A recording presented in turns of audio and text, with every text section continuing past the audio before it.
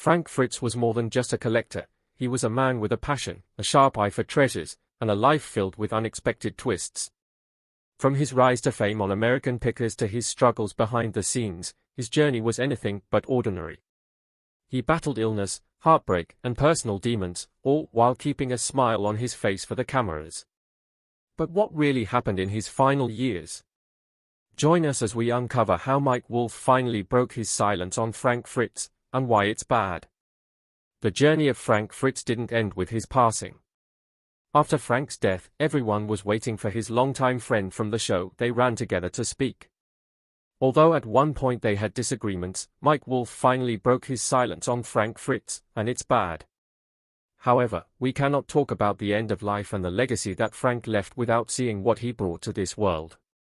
Frank Fritz's journey wasn't just about collecting antiques, it was about seeing history where others saw junk. From a young age, he had an eye for the forgotten and the discarded, a skill that would eventually make him a household name. But before he ever set foot on television, before the fame and the fans, he was just a kid with a passion for collecting.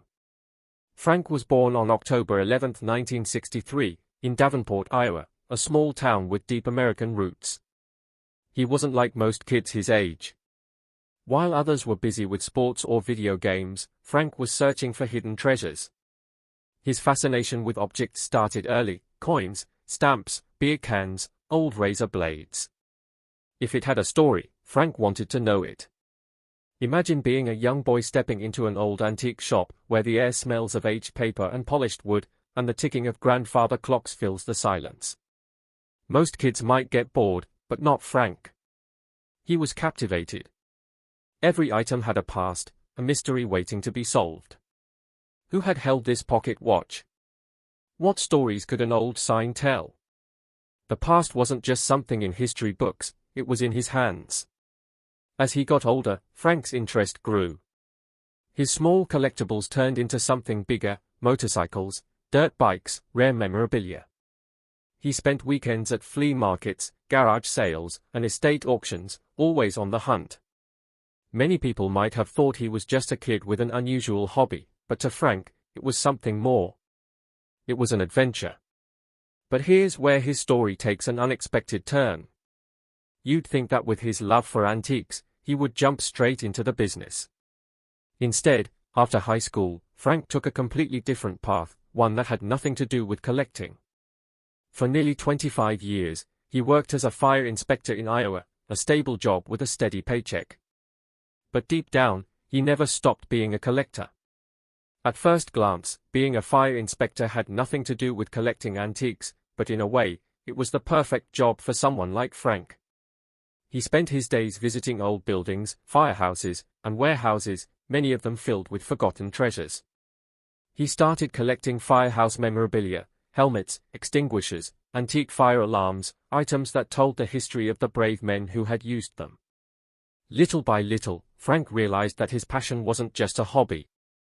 The items he collected had value, not just sentimental, but financial. What if he could turn his love for history into something bigger? What if he could do this full-time? It's not easy to walk away from a stable career, but Frank took the risk. He opened his own antique shop, Frank's Finds, specializing in fireman's equipment and other rare collectibles. It was a small step, but an important one. He was no longer just a collector, he was a businessman turning his passion into a career. Of course, Frank Fritz will always be remembered for American Pickers. The show turned him into a household name, a face recognized by fans of antiques and treasure hunting all over the country. But Frank's story wasn't just about rusty motorcycles and vintage signs, it was about friendship, passion, and, in the end, a heartbreaking fallout. At the heart of American Pickers was the dynamic between Frank and Mike Wolfe, two guys who spent over a decade traveling the backroads of America, searching for hidden gems. But before the fame, before the cameras started rolling, they were just two kids from Iowa who shared a love for collecting. Their journey together was filled with laughter, success, and eventually, betrayal. So how did a friendship that seemed so strong completely fall apart? As we already mentioned, Frank Fritz was born on October 11, 1963, in Davenport, Iowa, while Mike Wolfe was born a little over a year later in Joliet, Illinois. They grew up in the same town of Bondorf, Iowa, and first crossed paths in middle school. But were they childhood best friends? Not exactly. In fact, they didn't grow particularly close until later in life. Frank and Mike weren't inseparable buddies from the start. Their paths ran parallel, but it wasn't until their shared passion for antiques brought them together that they really formed a bond. Mike was always the big dreamer, the guy with a vision. He saw potential where others saw nothing. He didn't just want to collect antiques, he wanted to turn picking into something bigger. He had an idea: what if people could watch pickers like them in action? Frank, on the other hand, was more laid back. He loved the hunt, but he was content with running his small antique shop, Frank's Finds. He didn't have grand ambitions for fame or fortune. He simply loved finding lost treasures, chatting with collectors, and making a living doing what he enjoyed. But when Mike started pitching the idea of a reality show about picking, Frank was intrigued. It wasn't an easy sell. Frank was skeptical, but Mike was persistent. He spent years filming his own picking adventures, crafting a pitch, and knocking on the doors of different networks. Finally, after countless rejections, the History Channel took a chance on his idea. In 2010, American Pickers was born. And just like that, Frank and Mike became reality TV stars. The show was an instant hit. The formula was simple yet addictive: two best friends traveling across America, digging through barns, garages, and junkyards, searching for hidden treasures. But it wasn't just about the antiques, the real magic was in the people they met and the stories behind the objects. Mike was the smooth talker, the businessman, the deal maker. He had the energy and the vision, always looking at the bigger picture. Frank was the heart of the show. He had a natural way of making people feel comfortable, cracking jokes, bonding with collectors, and turning even the most awkward moments into something fun.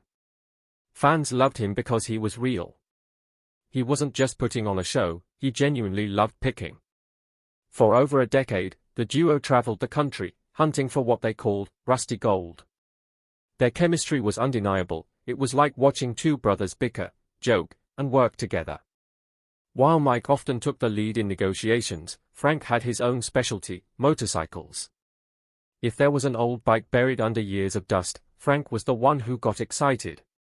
But while everything seemed perfect on screen, behind the scenes, cracks were forming. In 2020, fans started noticing something strange: Frank was missing from episodes. At first, the explanation was vague. Then, it came out that he had stepped away due to health issues. He had undergone major back surgery, leaving him with 185 stitches and 2 rods in his spine. He was also dealing with personal struggles, including a battle with addiction. At first, many assumed he would return, but months passed, and there was no sign of Frank. The silence from Mike and the American Pickers team was deafening. Then, in 2021, the news broke: Frank was officially out. Mike released a statement saying he would miss Frank and wished him the best. On the surface, it seemed like a professional farewell, but Frank had a very different version of the story. He didn't hold back in interviews, he felt betrayed. According to him, Mike never once reached out during his recovery. Imagine that, after working together for over a decade, traveling thousands of miles, and building a successful show, one of them goes through a life-altering surgery, and the other doesn't even call to check in. Frank wasn't shy about calling out Mike's statement. He claimed Mike had wanted him out of the show for a long time. He insisted they were never as close as people thought, that their relationship was mostly for the cameras. It was a painful and bitter ending to what many fans had assumed was a lifelong friendship, and the audience felt it. Social media exploded with fans taking sides. Some blamed Frank's personal struggles, while others accused Mike of turning his back on his longtime partner. Fans loved Frank's enthusiasm, his humor, and his ability to make a simple pick feel like an adventure. Even after he was gone, viewers continued to ask for his return. Many held on to hope that maybe, just maybe, he and Mike would reconcile, but that moment never came. Frank's exit marked the end of an era. The show continued, but it was never quite the same. Something was missing. The dynamic that had made it special was gone, and for many fans, American Pickers without Frank just didn't feel right. Even though Frank was missing from American Pickers, he was never far from the hearts of his fans. They had watched him for years, traveling the country, cracking jokes, and getting excited over rusty treasures. But behind the laughter and the thrill of the hunt, Frank was fighting battles that most people never saw. Life off-screen wasn't as easy as it seemed. His struggles piled up, one after another, until they became too heavy to carry alone. His health, his personal life, and his mistakes all collided, creating a storm that threatened to take everything from him. But as the old saying goes, you know a friend in trouble, and in Frank's darkest hours, an old friend came back into his life, Mike Wolfe. For years, fans noticed Frank's weight changes. Some thought he was just aging, while others worried something was wrong. Then he revealed the truth: he had Crohn's disease. Crohn's is a brutal illness, it's unpredictable, painful, and has no cure. One day, you feel fine, the next, you can barely eat. Frank struggled with it for years, often hiding his pain behind his usual charm. He lost 65 pounds trying to manage it, but no amount of weight loss could make the disease go away. Imagine living every day not knowing when a flare-up might hit, being constantly exhausted, and unable to enjoy the food you love. That was Frank's reality. But he never let it stop him. Still, Crohn's was just one of the battles he faced. Fame isn't always as glamorous as it looks. When American Pickers exploded in popularity, Frank went from being a small-town antique dealer to a TV celebrity. Strangers recognized him everywhere he went. People expected him to be the funny, easygoing guy they saw on television. But in reality, the pressure was mounting. He struggled with anxiety, and like many who suffer from it, he turned to medication. Xanax helped, but when mixed with alcohol, it became a dangerous combination. Then came the mistake that changed everything. In 2017, Frank was pulled over for driving the wrong way on an Iowa interstate. He had been drinking and had taken Xanax. He was charged with operating while intoxicated. The arrest made headlines, shocking fans who had only known him as the lovable picker from TV. It was his wake-up call. He admitted that alcohol had become a problem. He wasn't just drinking for fun anymore, it was an escape. His mother had struggled with alcoholism. So had his grandfather. Both of them died because of it. Frank knew he was headed down the same dangerous road. So, he made a decision that would change his life. Frank checked himself into a rehab center in Iowa, not for a short stay, not for a quick fix, but for 77 days. He took his recovery seriously, determined to break the cycle that had gripped his family for generations. When he came out, he was a different man. He said he didn't even like drinking anymore. He wanted to live, to be healthy, to get back to doing what he loved. But life wasn't done testing him yet. In July 2022, another tragedy struck. Frank was found unresponsive in his home after suffering a massive stroke. He was rushed to the hospital, and for weeks, no one knew if he would make it. The man who had once roamed the country in search of hidden treasures now struggled just to survive. A stroke is more than just a medical emergency, it changes everything. It can take away your ability to walk, to talk, even to think clearly. And for Frank, who had already been through so much, this was another mountain to climb. He was moved to a rehabilitation center where doctors tried to help him regain his independence, but the damage was severe. He could no longer take care of himself. A court had to appoint a guardian to oversee his daily life while a bank controlled his finances. The man who once lived on the road, free to chase adventure, was now dependent on others for even the smallest tasks. Then came the financial burden. His medical care cost a staggering $30,000 a month. That number alone showed just how much his condition had taken from him. His fans could only watch and hope that somehow, some way, he would recover. And when Frank had his stroke, something changed in his friendship with Mike. Mike reached out. He visited Frank in the hospital. He checked in on him, making sure he was being cared for. He didn't see Frank as the former co-star he had fought with, he saw him as the man he had known for most of his life. And for the first time in years, they talked. They laughed about old times, shared memories, and let go of the resentment. No more TV cameras. No more business. Just two old friends finding their way back to each other. Mike later admitted that they had spoken many times before Frank's death. There was no more anger. No more grudges. Just understanding. Although he had the support of his old friend again, there was one person from Frank Fritz's past who remained absent in his final years, Diane Banks' son. Their love story had all the makings of a fairy tale, but in the end, it turned into one of Frank's deepest heartbreaks. Frank and Diane had a complicated relationship.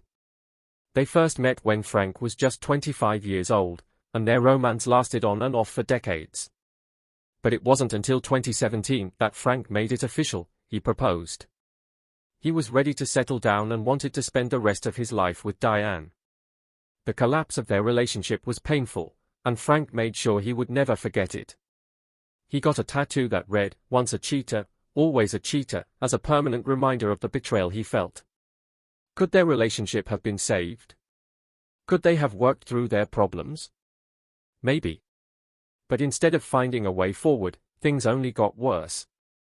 Just when it seemed like they had gone their separate ways, Diane hit Frank with a lawsuit in 2020. She accused him of negligence, claiming that he had been reckless with fireworks.